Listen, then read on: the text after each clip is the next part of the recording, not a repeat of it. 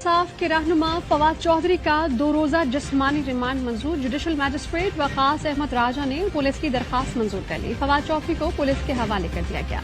अदालत का फवाद चौधरी को पीर को पेश करने का हुक्म। फवाद चौधरी को मुकदमे से डिस्चार्ज करने की दरखास्त मुस्तरद कर दी गई।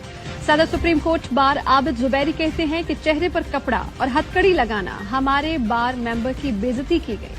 फवाद चौधरी के वकला को चाहिए कि फौरी फैसले के खिलाफ अपील में जाएं।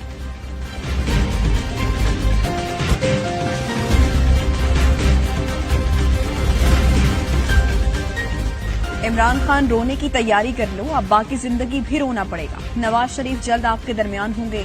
नवाज शरीफ के खिलाफ साजिश करने वाले सब किरदार अपने अंजाम को पहुंचे। मरियम नवाज का वतन वापसी पर लीगी कारकुनों से खिताब।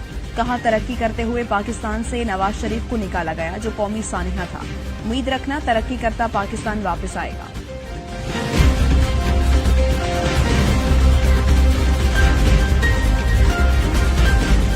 और इमरान खान का खौफ मरियम को सोने नहीं देता। शाह महमूद कुरैशी कहते हैं कि इमरान खान बाहर निकलेंगे तो देखेंगे कि रोता है या आपको रुलाता है।